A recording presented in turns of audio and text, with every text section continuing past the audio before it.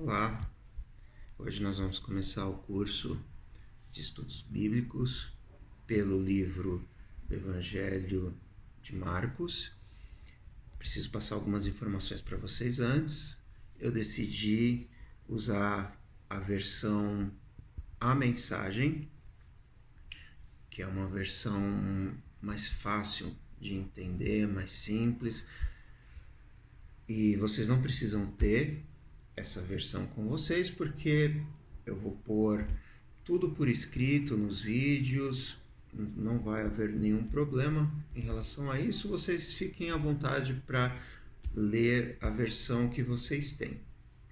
Vou pedir que vocês anotem comentários, dúvidas, enviem no grupo do WhatsApp que nós vamos criar. E também nossas aulas serão sempre de quinta às 7h30 da noite, a não ser que haja algo imprevisto. Porém, essas aulas serão apenas para conversarmos sobre os conteúdos do vídeo que eu vou passar antes, para vocês verem durante a semana com calma. Enfim, vamos ao que interessa, né? Eu vou usar também um livro de apoio que se chama Como Ler a Bíblia, livro por livro.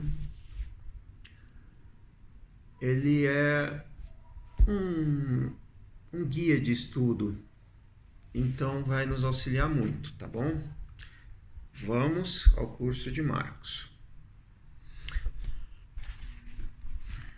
Preciso passar algumas informações para vocês antes. Quem é esse Marcos? Primeira informação. Esse Marcos se chama João Marcos. Ele andou muito com Paulo e depois andou um tempo com Pedro. Foi de fato Marcos que escreveu este evangelho? Não sabemos, porque naquela época não era importante o autor. Então, eles não falavam quem que estava escrevendo. E são os estudiosos que atribuem a Marcos o evangelho escrito, né? Foi o primeiro evangelho que foi escrito. E ele data mais ou menos, também estimativas pelos estudiosos, 30 anos mais ou menos após a crucificação de Jesus. Ou seja, a gente está no ano 65 depois de Cristo, mais ou menos. E preciso passar também o contexto. A igreja, nessa época, estava tendo muitas perseguições por um imperador chamado Nero, que ele, por você ser cristão, colocava você no jardim dele, te amarrava num poste e tacava fogo em você. Então, terrível, uma época muito conturbada. Provavelmente o evangelho foi escrito após a morte de Paulo e de Pedro, que foram mortos pelo Império Romano, que dominava tudo naquela época, e também a região da Palestina. Então a igreja havia perdido 2 dos seus principais líderes, ela estava abatida. E esse evangelho vem relembrar a essência do evangelho. Então vamos começar. Dito tudo isso, vamos lá. Capítulo 1 de Marcos. As boas notícias acerca de Jesus, a mensagem. Jesus é a mensagem. Começam aqui seguindo ao pé da letra o livro do profeta Isaías. seguindo ao pé da letra o livro do profeta Isaías. O que o profeta Isaías escreveu? Escreveu isso. Observem com atenção.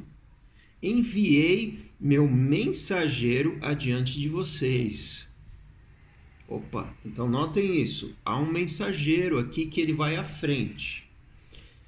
Ele preparará a estrada para vocês. Ele vai preparar o caminho para vocês passarem. Ele vai preparar a estrada. Esse mensageiro vai fazer isso. Trovão no deserto. Preparem-se para a chegada de Deus.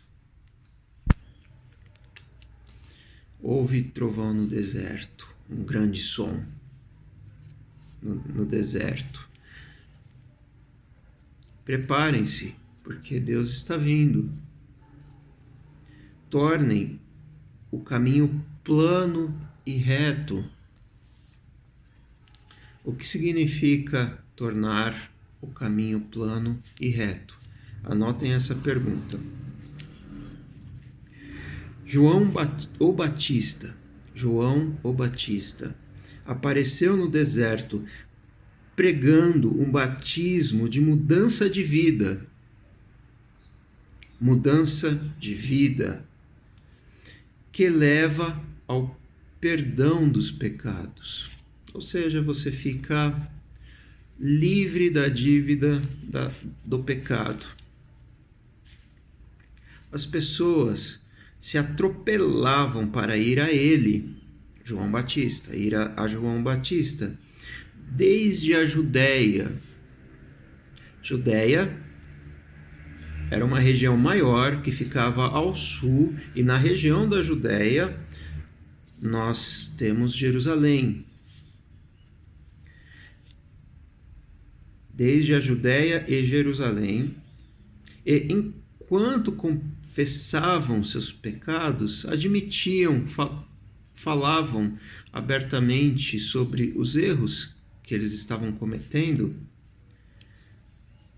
eram batizadas por ele, pelo João Batista, no Rio Jordão. Rio Jordão é um rio que pega do norte ao sul de Israel. Esse batismo como um sinal de uma vida transformada. Era um sinal que sua vida havia mudado a partir daquele momento. João vestia uma túnica, uma roupa, de pelo de camelos, amarrada à cintura por um cinto de couro para segurar a roupa.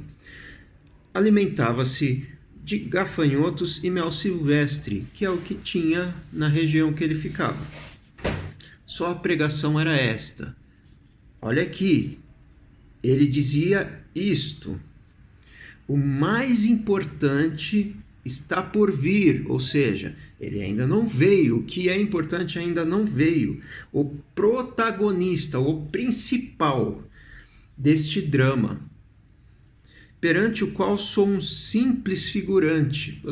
Não sou importante, eu não faço um papel principal. Eu sou secundário. O que é importante, o principal, ele ainda não veio. Mudará a vida de vocês. Ele, o principal, mudará a vida de vocês. Eu os batizo aqui no rio, mudando a velha vida de vocês pela vida no reino. Você passa, então, da sua vida velha de pecados para a vida no reino. O que é vida no reino? Anotem essa pergunta. O batismo dele com o Espírito Santo, o batismo do principal com o Espírito Santo, irá mudá-los de dentro para fora. Uma mudança, então, no seu interior, que vai começar a refletir no seu exterior, nas suas atitudes. O que é batismo com o Espírito Santo?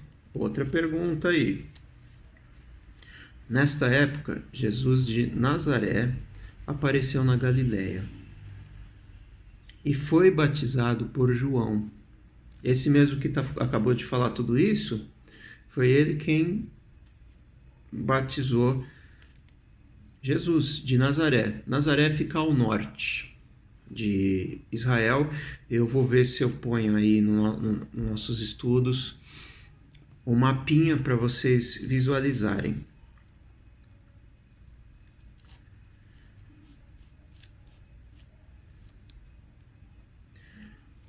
Então, assim que saiu da água, Jesus viu o céu aberto e o Espírito de Deus, à semelhança de uma pomba, parecia uma pomba, descendo sobre ele. Com a visão do Espírito, ouviu-se uma voz. Então, com a visão do Espírito, ouviu-se uma voz. Quem ouviu? Ele não fala quem ouviu. Mas o que foi dito? Você é o meu filho, escolhido e marcado pelo meu amor, a alegria da minha vida. Então, esta afirmação é para Jesus. Você é o meu filho, escolhido e marcado pelo meu amor, a alegria da minha vida.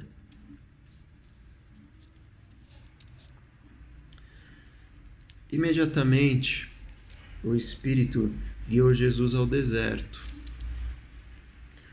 Durante 40 dias e noites, ele foi testado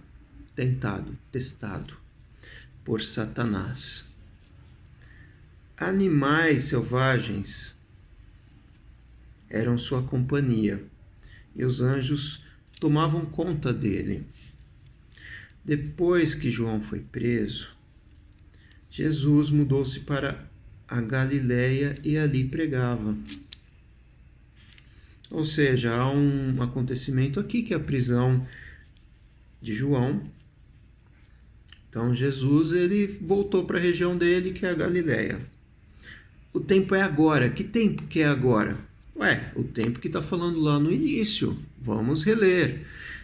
Enviei meu mensageiro adiante de vocês. Ele preparará a estrada para vocês. Trovão no deserto. Preparem-se para a chegada de Deus. A chegada de Deus. Tornem o caminho plano e reto. Chegou o tempo. É agora. O reino de Deus está aqui. O que é reino de Deus? Fica a pergunta. Mudem de vida e creiam em Cristo.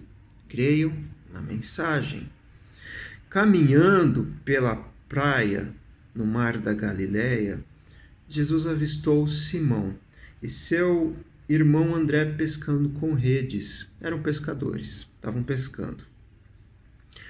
Era nisso que trabalhavam. Jesus convidou-os.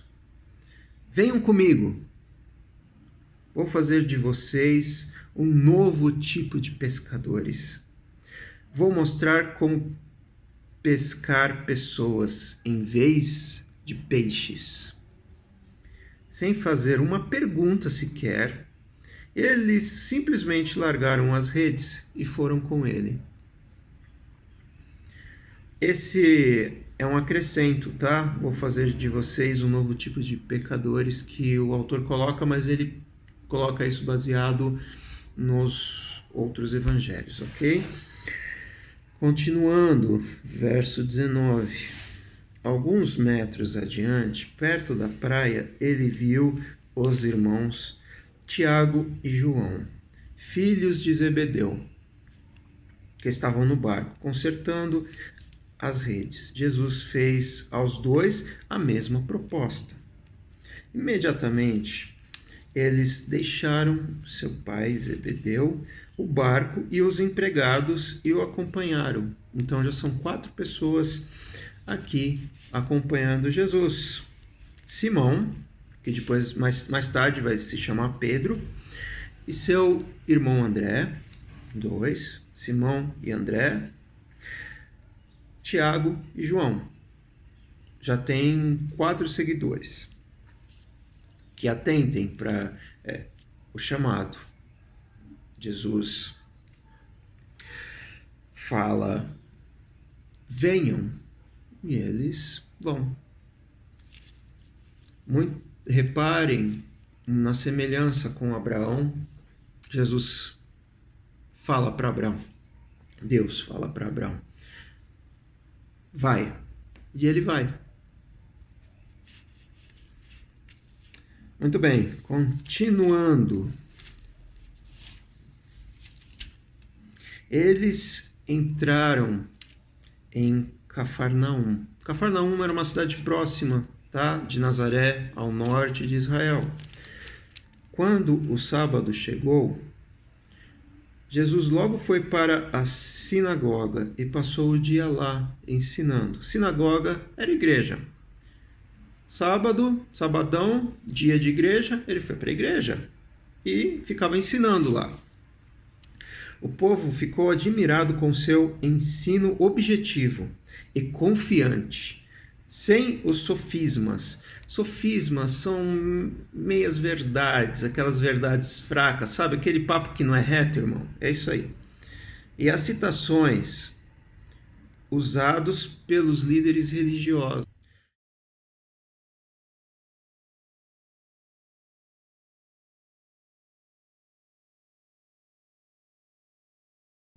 Quer dizer, ele ainda está falando aqui o seguinte, que antigamente havia uns escribas que ficavam escrevendo o Antigo Testamento, porque não havia prensa, né? Então, esses textos eram escritos somente à mão. E eles, de tanto escrever, de tanto estudar, eles falavam do que eles liam. Jesus não. Jesus era diferente. Seu estudo era direto. O estudo que ele passava, né? A mensagem que ele passava era direta, era papo reto. E com extrema confiança. Por que será? Vamos ter essa pergunta. Por que era tão direto e tão confiante? E ele não precisava ficar se alicerçando. Alicerçando é tomar, tipo, olha, porque o profeta tal disse, porque está escrito que... Ele não precisava, ele não fazia dessa forma, né? Ele não falava do que ele lia simplesmente. Era diferente, como Jesus falava. Guardem essa informação. Verso 23. De repente, estando ele ainda na sinagoga, a reunião foi interrompida por um homem extremamente perturbado, que gritava: "O que você veio fazer aqui conosco, Jesus? Sei o que você veio fazer aqui, Nazareno. Você é o Santo de Deus e veio aqui para nos destruir." Jesus ordenou: quieto, saia dele. Ou seja, aqui nós já temos a informação de que o que estava falando estava dentro do homem. O espírito perturbador agitou o homem, protestou em voz alta e saiu. Ou seja, chega um espírito dizendo que ele é o Santo de Deus e ele fala: cale-se, e sai dele. Guardem essa informação, preste atenção nesse detalhe, ok? Ele vai ser importante mais para frente. Os ouvintes, impressionados, cochichavam entre si: o que está acontecendo aqui?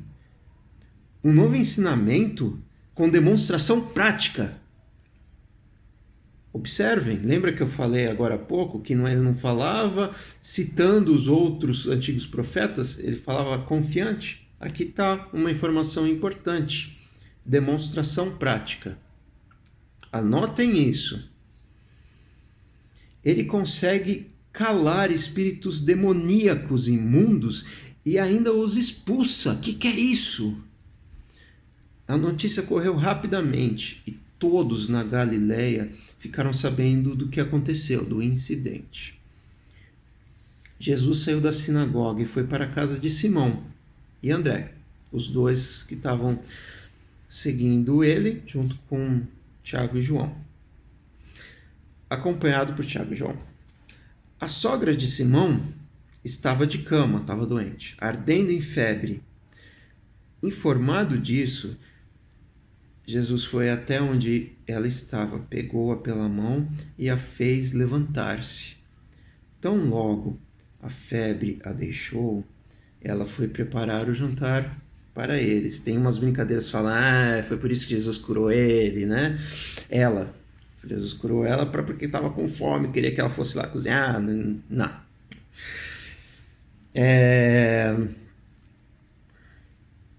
Notem esses dois acontecimentos. Nós temos o principal, que expulsa demônios, ensina e dá exemplo prático e cura pessoas. Isso é muito importante ser entendido. Continuando. Ao anoitecer, depois do pôr do sol, foram trazidas a ele pessoas doentes e afligidas por espíritos malignos.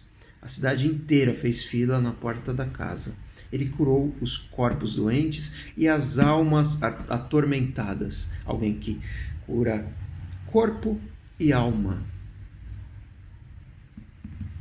Os demônios conheciam sua verdadeira identidade, mas ele não permitia que se pronunciasse, ele não permitia que falasse quem ele era. Por quê? Essa é uma pergunta extremamente importante para a gente registrar e observar na leitura. Por quê que ele não deixava os demônios revelarem sua verdadeira identidade? Verso 35. Ainda não havia amanhecido quando ele se levantou e retirou-se para orar num lugar isolado. Simão e os que estavam com ele foram procurá-lo. Eles o encontraram e disseram: todos estão à tua procura. Ou seja, observem que Jesus fazia isso. Ia para um lugar isolado orar. Jesus decidiu: vamos a outras cidades para que eu possa pregar ali. Faz parte da minha missão. Ou seja, ele não quer ficar só ali, ele quer ir para outros lugares, estender a sua missão, porque sua missão era esta. Assim, por toda a Galileia, a região do norte ali de Israel, uma região grande, que tem o mar da Galileia, que na verdade é um lago. Por toda a Galileia, ele visitou sinagogas, que era um lugar de reunião, era a igreja, pregando e expulsando demônios. Seria como a igreja de hoje, ok? Só para a gente entender e fazer uma comparação. Um leproso aproximou-se dele, ajoelhou-se e implorou: se o Senhor quiser, pode me purificar. Emocionado, Jesus estendeu a mão, tocou o leproso e disse: quero, fique limpo. A lepra desapareceu na hora. A pele do homem ficou lisa e saudável. Ficou curadinho, porque a lepra são aquelas feridas carniças, né? Que dá no corpo e cheira mal. Era uma coisa realmente terrível. E ela é uma doença altamente contagiosa, tanto que havia leis muito severas para você não tocar num leproso. E aqui, Jesus toca na lepra e é o leproso que fica curado e não Jesus com lepra. Jesus o impediu com ordens estritas: não diga nada a ninguém. Apenas se apresente ao sacerdote, que era a lei. Quando você era curado de uma lepra, você tinha que se apresentar para o sacerdote, para ele te examinar e te declarar curado. E leve a oferta de purificação, que era um animalzinho para ser sacrificado. Era a oferta, era a lei. Como Moisés prescreveu, Moisés que prescreveu essa lei, para validar a cura diante da comunidade. Mas, assim que se afastou de Jesus, o homem saiu contando a cura que recebera.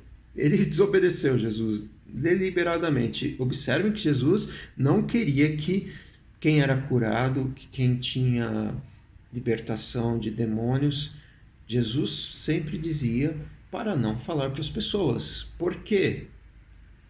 Espalhando a notícia por toda a cidade. Jesus então passou a entrar na cidade de modo mais discreto. Foi uma consequência, pois já não podia fazer isso publicamente, porque todo mundo ia em cima dele. No entanto, ele logo foi encontrado, e o povo corria para ele, vindo de todos os lugares. Esse foi o capítulo 1. Uma observação que eu quero fazer foi com a analogia que eu fiz com a igreja. A igreja, de fato, da época era o templo. Mas haviam sinagogas, que eram pontos de encontro, pontos de reunião para se falar da palavra de Deus. Por isso que eu fiz essa analogia, tá? Mas eu preciso explicar direitinho como é um estudo, então a gente precisa ter um pouquinho mais de critério, né? Coisas que vocês devem observar no capítulo 1.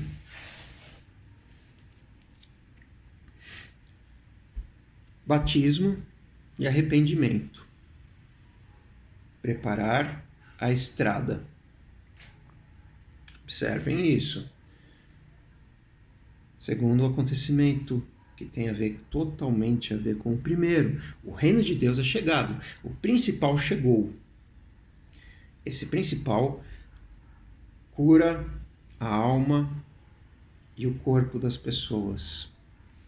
Esse principal, ele ensina de uma forma direta e dá exemplos práticos. Ele faz a coisa acontecer na prática, na sua frente. Ou seja, a relação entre falar e acontecer.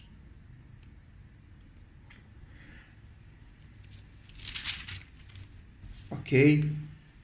Esses são os pontos principais que vocês devem anotar. E isso tem a ver com o reino. Ok? Jesus, que ensina com autoridade, com exemplos, dando ou fazendo, falando e fazendo. E curando. Ok? Então, há uma mudança de vida, você é perdoado dos seus pecados e muda a sua vida, começa a viver com este homem maravilhoso, seguindo este homem maravilhoso. Capítulo 1. Vamos agora para o capítulo 2, que é nada mais que a continuação disso. É como se finge que não teve capítulo 2, porque isso é um texto contínuo, na verdade, que depois coloca capítulo 1, verso tanto, capítulo 2, apenas para a gente se achar mais fácil. Mas o original não tinha capítulo 1, era um texto inteiro, né? Eu creio que fui claro aqui. Se houver alguma dúvida a respeito do que eu acabei de falar, anota aí, eu explico melhor. Mas vamos lá, capítulo 2. Passados alguns dias, Jesus voltou para Cafarnaum. Lembra que ele já esteve lá, já foi mencionado no capítulo 1. E a notícia de que ele havia voltado logo se espalhou. Uma multidão se formou, bloqueando a entrada da casa, de modo que ninguém podia entrar ou sair. Ele estava ensinando a palavra, quando 4 homens apareceram, carregando um paralítico. Eles não conseguiram entrar por causa da multidão. Havia muita gente onde Jesus estava.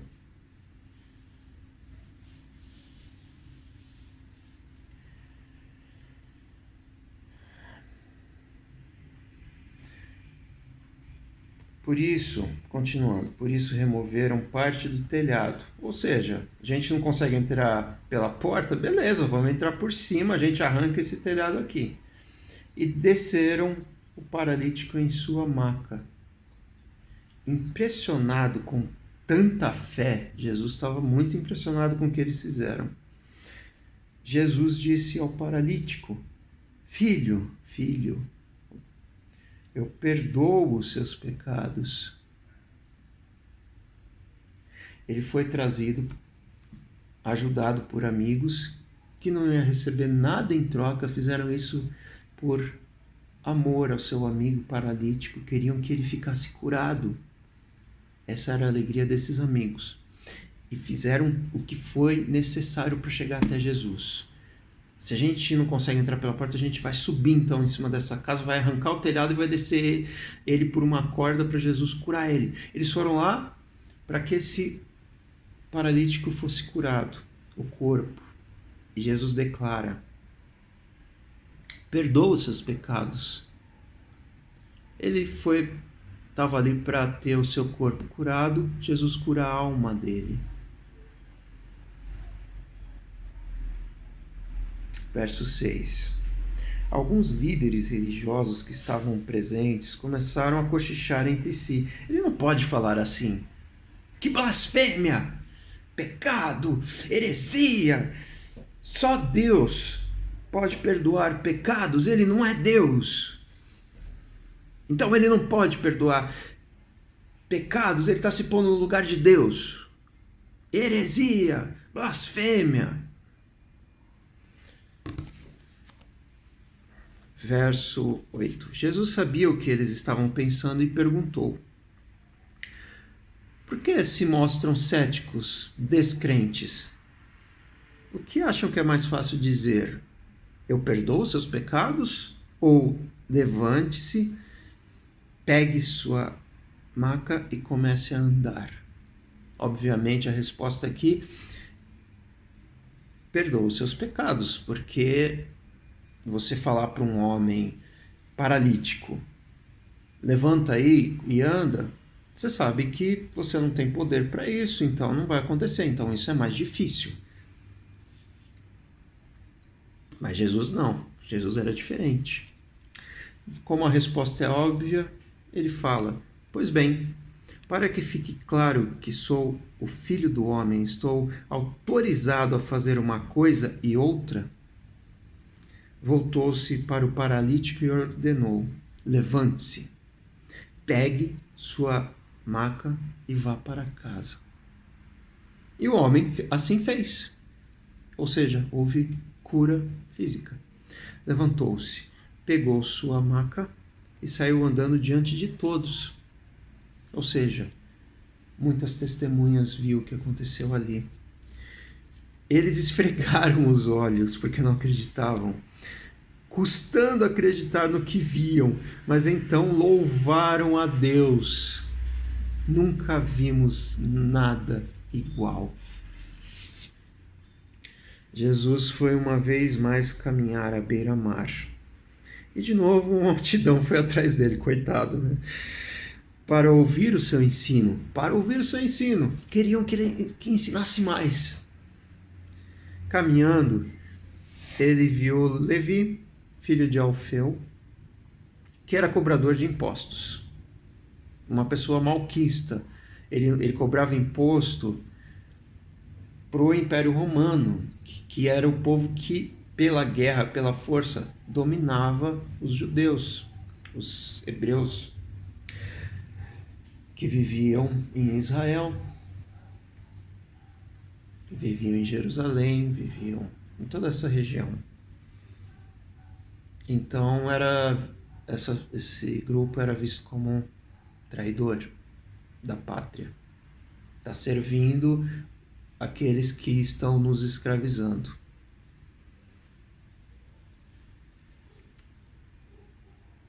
Jesus convidou este traidor da pátria, Levi. Venha comigo. Lembra do venha comigo?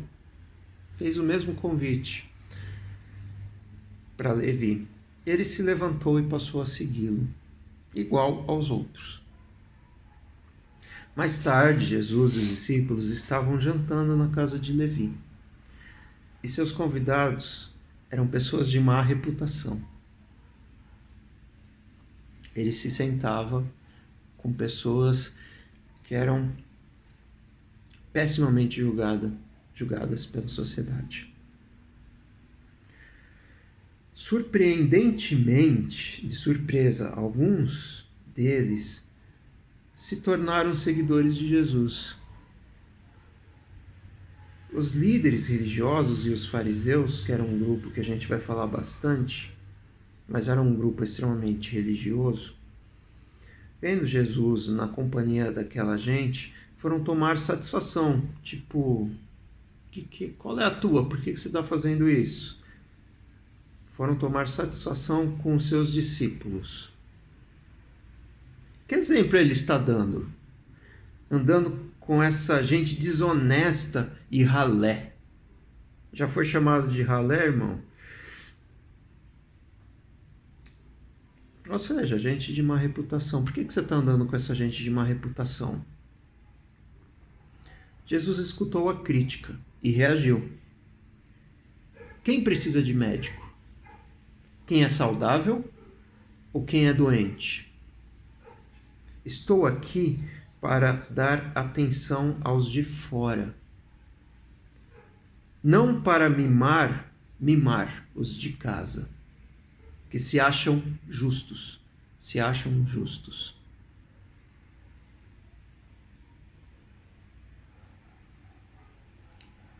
Quem precisa de médico? Quem está doente. Ele está aqui para estes. Ele está aqui para quem tem má reputação. Ele veio para estes. Essa informação é muito importante. Porque você já vê, ele está curando pessoas doentes. É isso que está sendo dito até agora. Ele declara: eu vim para estes. Informação extremamente importante. Então, mais uma vez, nós temos ainda a cura da alma e do corpo de um paralítico, como exemplo do que já vinha acontecendo, e agora a informação, a afirmação de que Jesus de fato veio para estes. Informação importante sobre o reino de Deus. Os discípulos de João e os discípulos dos fariseus tinham o costume de jejuar. Por isso, alguns foram perguntar a Jesus: por que os seguidores de João e os fariseus adotam a disciplina do jejum? Mas os seus seguidores de Jesus, não. Por que eles não fazem isso? É uma coisa tão boa, tão necessária de se fazer? Jesus respondeu: numa festa de casamento, vocês não economizam no bolo, nem no vinho, porque estão festejando. Depois poderão até precisar economizar, mas não durante a festa. Enquanto o noivo e a noiva estão com vocês, é tudo alegria. Depois que os noivos forem embora, o jejum pode começar. Ninguém joga água fria na fogueira enquanto tem gente em volta. Essa é a vinda do reino. Que informação importante! A vinda do reino. Alegria. Alegria. Não o jejum que entristece. Neste momento, enquanto o noivo está presente, é alegria. Informação importante, anotem. A gente precisa, lembra que eu falei para anotar sobre o reino? A gente precisa esclarecer o que é esse reino. E essa informação é muito importante. Já faço entre parênteses, isso não se refere às nossas práticas atuais de jejum. Há um contexto aqui, ok? Não descarte tudo que já foi falado. Esse exemplo do jejum está sendo colocado aqui por uma razão. Qual a razão? A razão não está fora do que tem sido dito até agora. Eles estão na companhia de Jesus. Não é o momento adequado de jejuar. Ok? Isso tem tudo a ver com o reino, que o reino é a alegria. A gente vai entender melhor isso no decorrer dos textos. Mas anotem aí, guardem. Ok? Continuando. Ele continuou. Ninguém corta um cachecol de seda para remendar uma roupa velha. Ou seja, ele ainda continua falando da mesma coisa, ok? Só que agora ele está dando outro exemplo. Ninguém usa uma roupa fina, um cachecol de seda, para remendar uma roupa que está velha, gasta. Usa-se um remendo que combine. Ninguém guarda vinho em garrafas rachadas. Outro exemplo. O que ele está dizendo aqui? Estamos falando aqui no caso de jejum. Então por que você não pega determinadas práticas dentro do contexto do reino, neste contexto específico, ok? Porque ele está falando claramente, depois que o noivo se for, aí sim, há o jejum. Porque isso não combina com o momento que eles estão vivendo. Ainda dentro deste assunto, para esclarecer mais ainda, ele continuou, verso 23, num sábado Jesus atravessava uma plantação de cereal. Enquanto caminhavam, os discípulos descascaram algumas espigas. Os fariseus reclamaram com Jesus: seus discípulos estão quebrando a regra do sábado, ou seja, você não pode trabalhar, você não pode colher. Essa era a regra mesmo, era a lei. E ele está falando: seus discípulos estão quebrando a lei. Jesus reagiu: é mesmo? Vocês nunca leram o que Davi e os seus companheiros fizeram quando estavam com fome? Ele entrou no santuário e comeu o pão fresco do altar, na frente do sacerdote principal Abiatar, o pão santo, que ninguém podia comer senão os sacerdotes. Davi não era sacerdote, ele não podia comer, mas ele entrou lá e comeu mesmo assim, na frente do sacerdote principal, do líder principal da comunidade de Israel. Por que ele fez isso? Líder principal, no caso, havia o rei, mas o sacerdote tinha extrema importância, inclusive Enfim, isso é um assunto complicado para agora.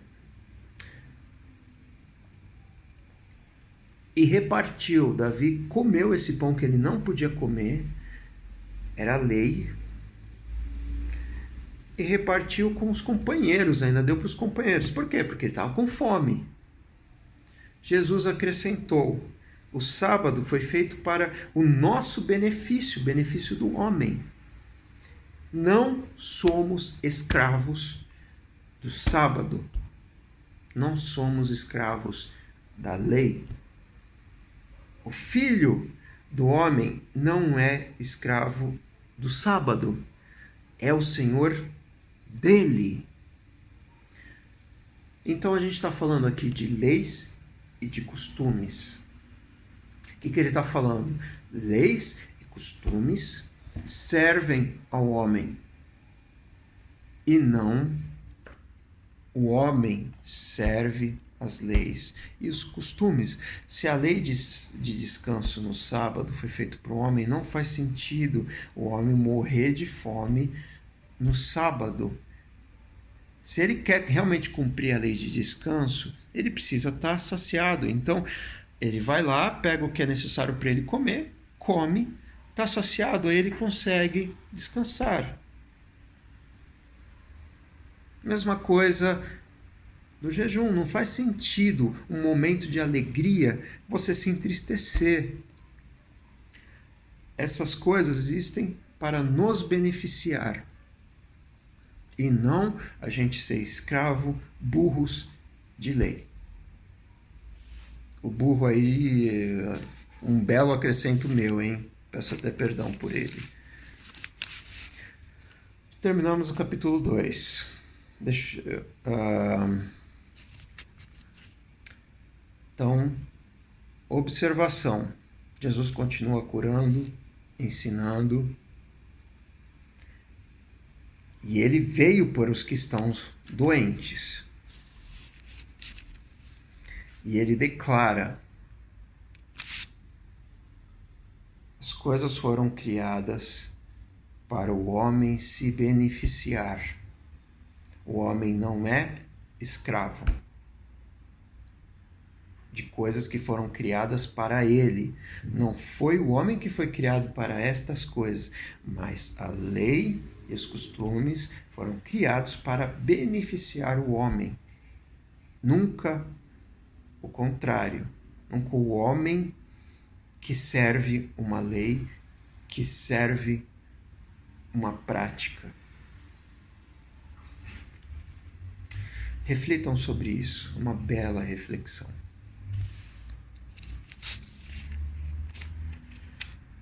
Vamos finalmente para hoje eu não vou fazer o capítulo 4, porque teve introdução, né? Hoje eu vou fazer 3 capítulos essa semana. E depois eu compenso um capítulo depois. Depois compensar um capítulo depois, né? Estranho, né? Não, vou compensar antes. Mas, ok. Capítulo 3. Depois disso, ele voltou à sinagoga. Estava ali um homem que tinha uma das mãos aleijada. O fariseu estavam de olho para ver se ele iria curá-lo, quebrando o sábado, porque se ele curasse um homem, ele transgrediu, porque ele trabalhou no sábado, ele não descansou. Que crime! Ele curou um homem, ele libertou um homem no sábado, que crime! Ele disse ao homem da mão aleijada: fica aqui, onde todos possam vê-lo. Então ele perguntou aos presentes: que atitude é coerente com o sábado? Fazer o bem ou o mal? Você faz o bem ou o mal no sábado? O sábado que foi criado para ser bom, para ser maravilhoso. Ajudar as pessoas ou deixá-las sem ajuda? Ninguém disse nada porque a resposta é óbvia. Ele os encarou, um a um, indignado, revoltado com a religiosidade inflexível deles. Então ordenou ao homem: estenda a mão. Ele a estendeu. Ela ficou perfeita. os fariseus se retiraram imediatamente, discutindo como unir forças com os partidários de Herodes. Herodes era o governador ali da área, era rei, né? Eu vou falar aqui governador para vocês entenderem melhor, porque haviam outros reis e havia o imperador, que esse sim era supremo, é complicado. Então, para acabar com Jesus. Então, eles uniram os religiosos, os políticos, e vamos acabar com a vida desse homem. A gente precisa ter força aqui, porque esse homem nos refuta e a gente não consegue ganhar mais pessoas e mais força para poder, de fato, matá-lo. Jesus partiu com seus discípulos para o mar. Só para sair dali, mas uma multidão imensa foi atrás dele, gente da Galileia, da Judéia, de Jerusalém, da Idumeia, da região próxima do Jordão e das vizinhanças de Tiro e Sidom. Ou seja, é uma região imensa, é muita gente atrás de Jesus. Um mundaréu de gente desejosa de conhecer ao vivo aquele de quem tanto tinham ouvido falar. Ele recomendou aos discípulos que tivessem um barco preparado. Assim, não seria atropelado pela multidão. Estava nesse nível.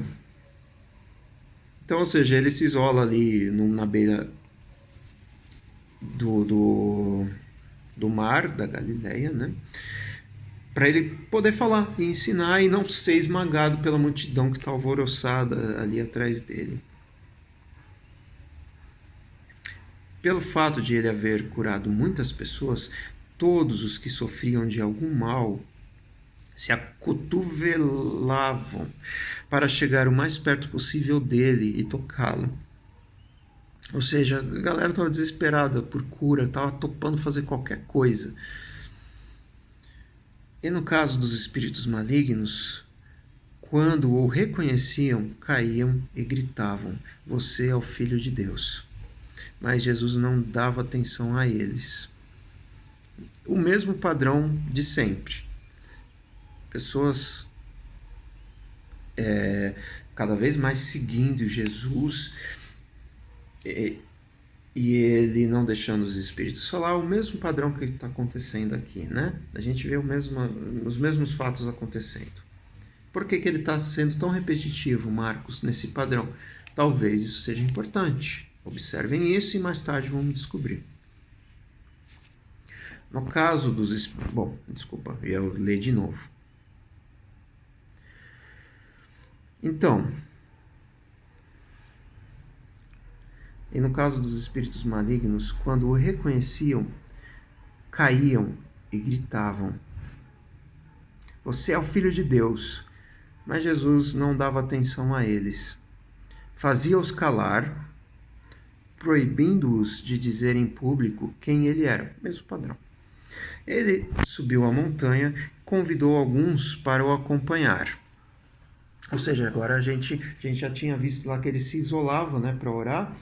Ele está agora subindo a montanha, uma montanha, e chamou alguns para o acompanhar, ou seja, não são todos, foram juntos. E ali ele escolheu 12 e os designou apóstolos. Então, informação nova que temos aqui, 12 apóstolos. O que é apóstolo? Fica a pergunta. Jesus os reuniu para enviá-los a proclamar a palavra. Informação aqui. Jesus os reuniu para enviá-los a proclamar a palavra. Então, o apóstolo proclama a palavra. Primeira informação que temos a respeito disso. Também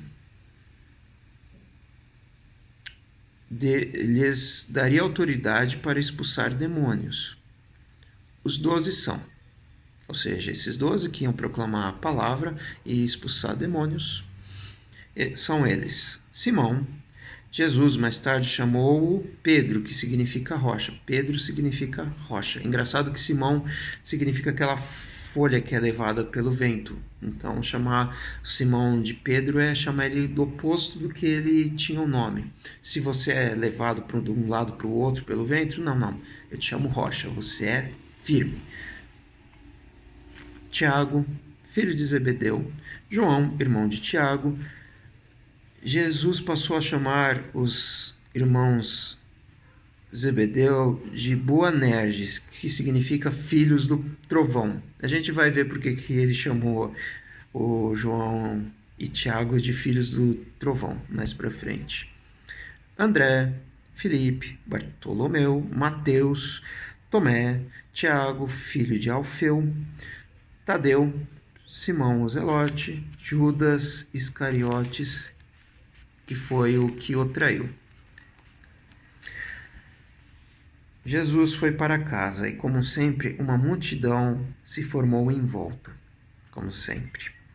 Era tanta gente pedindo ajuda que ele não tinha tempo nem para comer. Alguns parentes informados da situação foram tirá-lo de lá, até pela força, se necessário. Eles suspeitavam que Jesus estava perdendo o juízo, estava ficando louco mesmo. Porque é um fato muito fora do comum que estava acontecendo com Jesus. Então a família dele quis interferir, falou, não, isso está passando dos limites, ele está enlouquecendo, vamos acabar com isso. Esse era o intuito da família de sangue dele.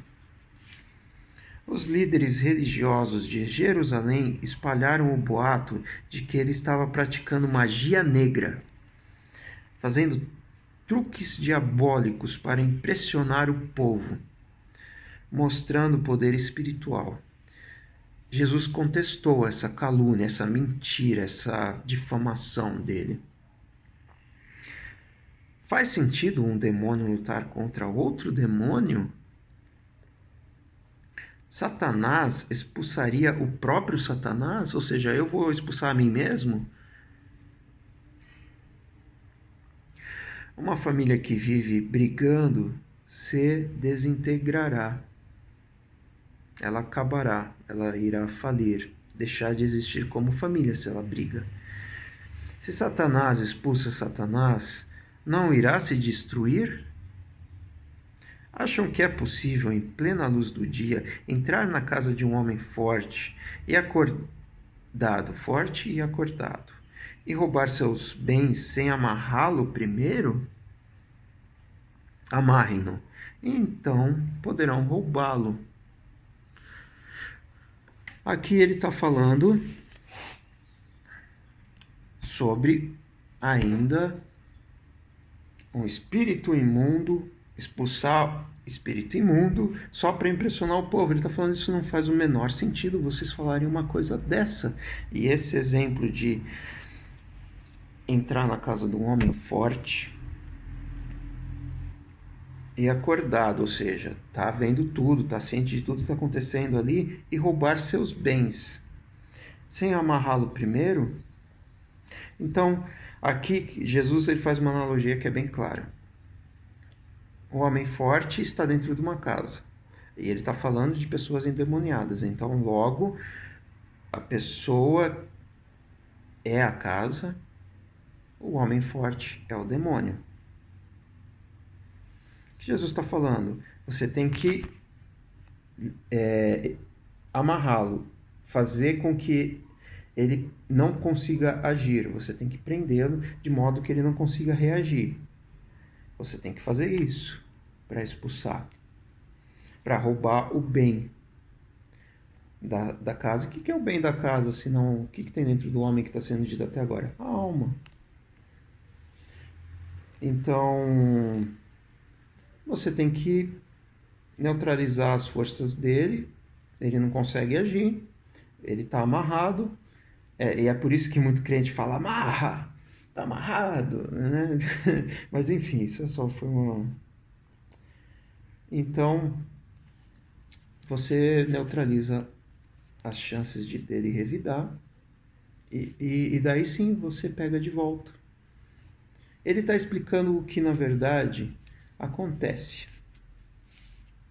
Jesus fala, cale-se, sai dele. Ou seja, perdeu o playboy. Agora essa vida é minha.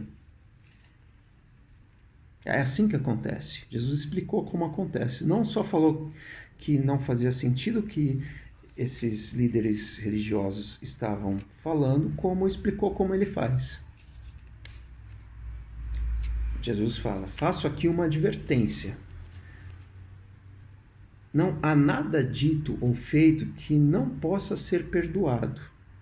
Mas se vocês persistirem nas calúnias contra o Espírito Santo de Deus que estava sobre Jesus, estarão deliberadamente rejeitando aquele que perdoa, rompendo relações com aquele que os sustenta. Ou seja, ele está falando aqui, olha que informação importante, que o Espírito Santo de Deus é quem perdoa.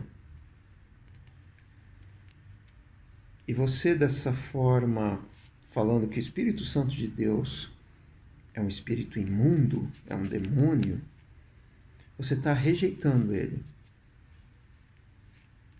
Está rejeitando aquele que te perdoa. Está rompendo qualquer relação que ele possa ter com você. Rompendo relação com aquele que o sustenta. Aquele que faz você ficar vivo, bem, saudável.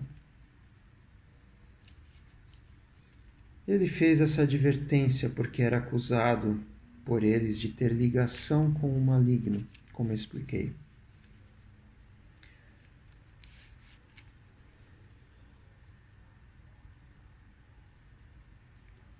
Ou seja, não rejeitem o Espírito Santo.